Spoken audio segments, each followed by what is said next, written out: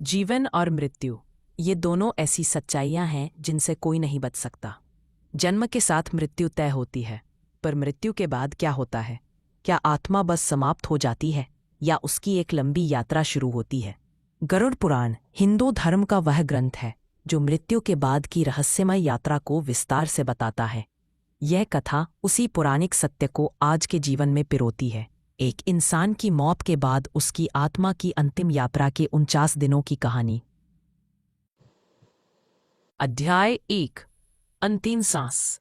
संध्या की बेला थी।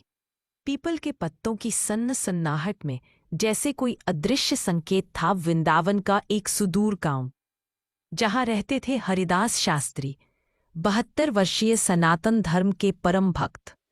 वे सरल जीवन, सत्य वचन और सेवा भाव में विश्वास रखते थे। गांव वाले उन्हें हरिदास बाबा कहकर सम्मान देते, पर आज माहौल कुछ बदला हुआ था। घर के बाहर लोग इकट्ठा थे। कमरे के अंदर हरिदास बाबा अंतिम सांसें ले रहे थे। हरिदास शास्त्री अब अधिक समय के मेहमान नहीं थे।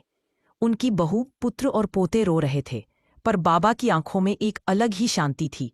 आज उनकी सांसें बोझिल थीं, पलकों में थकान और मुख पर विलक्षण शांति थी। पास में बैठा उनका बेटा रमेश उनका हाथ थामे हुआ था। बेटा, अब मेरा समय आ गया है। शरीर को जाने दो, आत्मा को पकड़ो नहीं। उन्होंने धीरे से अपने बेटे रमेश का हाथ थामा।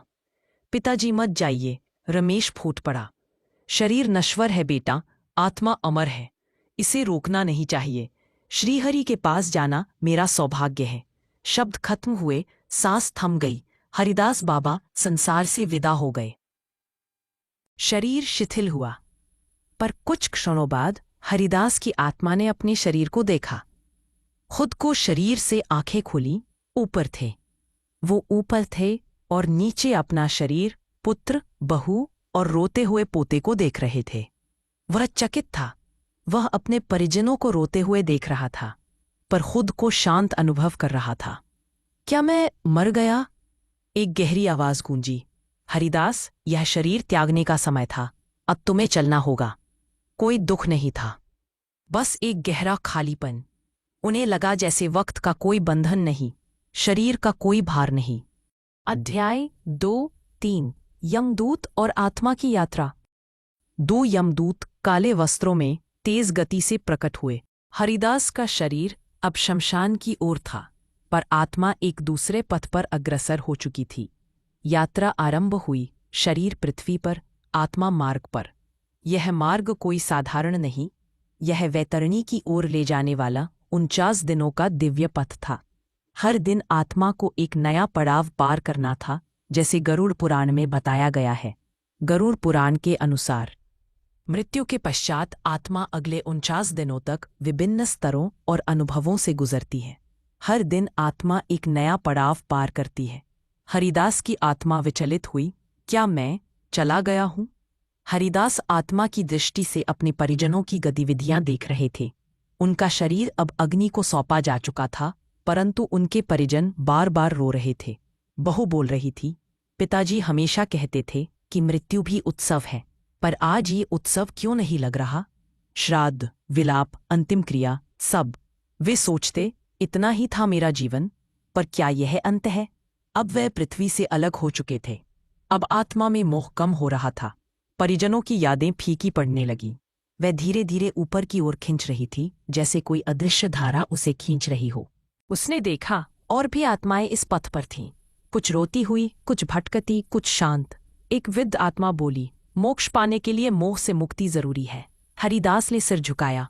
मैं जानता हूं, पर मेरी आत्मा अभी भी अंशु में अटकी है। अब आत्मा वैतरणी नदी तक पहुंच चुकी थी। यह नदी पाप पुण्य के मध्य बहती है।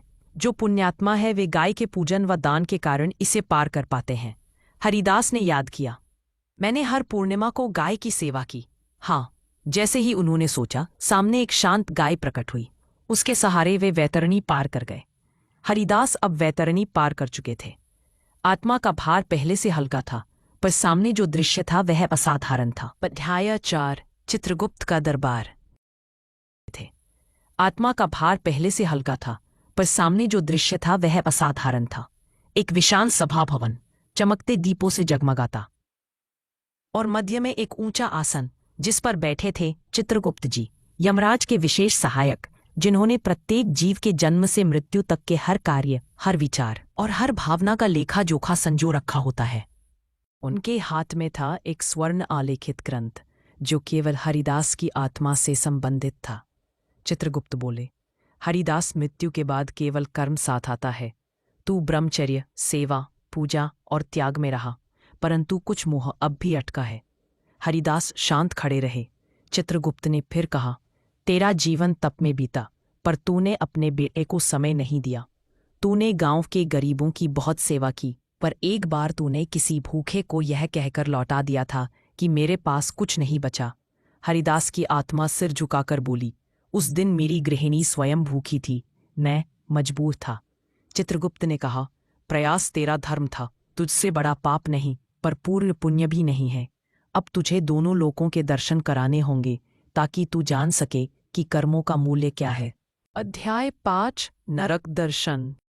कोई स्थायी स्थान नहीं, बल्कि एक चेतना है, एक अनुभव, जहां आत्मा अपने कर्मों का दंड अनुभव करती है, चाहे शारीरिक ना हो पर आत्मिक पीड़ा होती है। हरिदास ने देखा, जो लोगों को झूठे वचनों से दुख देते हैं वे बधिर बनकर चुप रह जाते हैं। जो चोरी करते हैं वे कभी कुछ पकड़ नहीं पाते। जो भोजन का अपमान करते हैं उन्हें स्वाद की अनुभूति नहीं होती। यह नरक दर्शन उन्हें समझाता है कि कर्मों से बच नहीं सकते। हरिदास अब एक अंधकारमय, भयावह स्थान में पहुंचे। यह था नरक लोक। गरुड़ पुराण में कहा गया है कि नरक केवल दंड नहीं है, वह एक शिक्षा है, आत्मा को पुनर्जागरण की ओर ले जाने का मार्ग। यहाँ उन्होंने देखा नरकों के विविध भयानक रूप। दृश्य 1, तामिस्रो का नरक, जहाँ वे आत्माएं थीं जिन्होंने विश्वासघात किया। उनकी दृष्टि धुंधली हो चुकी थी, हर तरफ अंधकार था। एक आत्मा रोती हुई चिल्ला रही थी, मैंने सिर्फ वादा तोड़ा था, क्या इतना बड़ा अपराध? एक गूंज आई, वचन ही धर्म है, जो वचन तोड़ता है वह आत्मा को काले अंधकार में डुबो देता है। कुंभपाक, मांसाहारियों और निर्दयी लोगों का नरक, यहाँ आत्माएं खौलते तेल में थीं। प्रतीक था क्रूरता का अंत, अंततः स्वयं के भीतर जलना होता है। हरिदास कांप गए। दृश्य 3, अंधतम, माता पिता को कष्ट देने वालों का नरक, यहाँ आत्माएं मौन थीं क्योंकि उन्हें शब्दहीन पीड़ा दी जाती थी। उनके गले से आवाज नहीं निकलती थी, केवल आंखें बोलती थीं। हरिदास की आंखों में आंसू आ गए। उन्होंने कहा, हे प्रभु, क्या कोई मुक्ति नहीं है? एक दिव्य वाणी आई, पश्चाताप और सुधार ही आत्मा की अगली सीढ़ी है। हरिदास को समझ आ गया, पाप केवल कार्य नहीं होता, विचार और भावनाएं भी पाप बन जाती हैं जब वे दूसरों को आघात पहुंचाएं। अध्याय 5, स्वर्ग का अनुभव। अब हरिदास की आत्मा को स्वर्गीय अनुभव कराया जाएगा।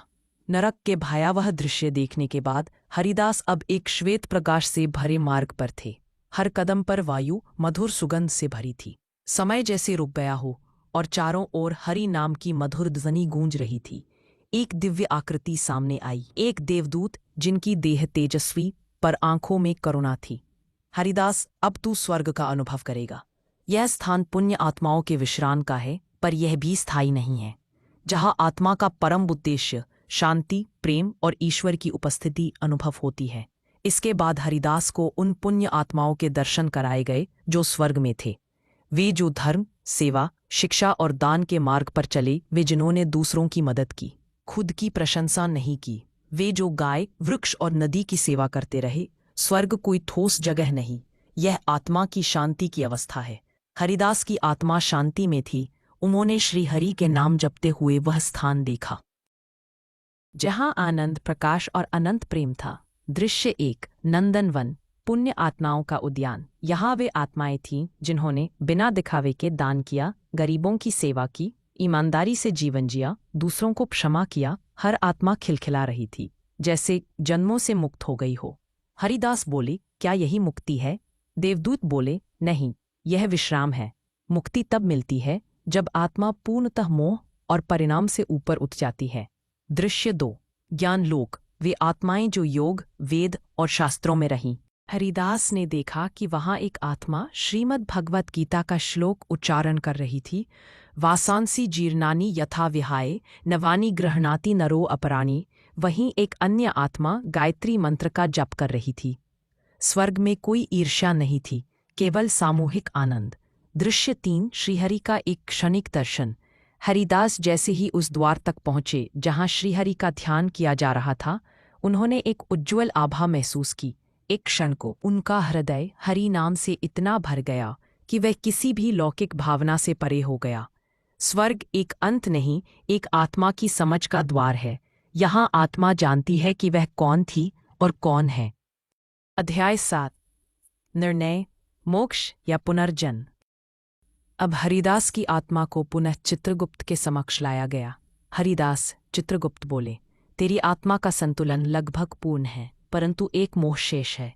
हरिदास ने सिर झुकाया। मुझे अंशु को श्री रामचरितमानस पढ़ाते देखना था। मैंने उसे धर्म की ओर नहीं बढ़ाया। यही मेरा शेष मोह है। चित्रगुप्त ने मुस्कुराकर कहा, तेरा मोह अज्ञान नहीं, शुभ है। लेकिन तेरी आत्मा अंशु के चारों ओर एक रक्षक आभा बनकर रहेगी। तू मुक्त रहेगा और फिर भी अपनी इच्छा पूरी कर सकेगा। अध्याय 8, आत्मा का विलय, अंतिम दिन, 49वां दिन। आज आत्मा का अंतिम दिन था। धरती पर अंशु ने पहली बार दादा के कमरे में रखा श्री रामचरितमानस खोला, पढ़ने लगा। मनुज तनु पाए परम संजोगा, मोली न जाई एक दिनी जोगा। हरिदास की आत्मा मुस्कुरा उठी। एक प्रकाश उन पर उतर आया और वह धीरे धीरे उस दिव्य ज्योति में विलीन हो गए। श्रीहरि ने अपने कर कमलों से उनका स्वागत किया। मृत्यु का अर्थ मृत्यु अंत नहीं, मृत्यु वह द्वार है जहां आत्मा अपने कर्मों के परिणाम का अनुभव करती है। गरुड़ पुराण केवल डराने नहीं, चेताने आया है कि जीवन को समझदारी, सेवा और प्रेम से जियो। गरुड़ पुराण हमें याद दिलाता है कि पुण्य केवल कर्म से नहीं, सोच से भी बनता है। पाप केवल हत्या नहीं, अनादर और घृणा भी है। और मोक्ष केवल विद्या से नहीं, विनम्रता से भी मिलता है।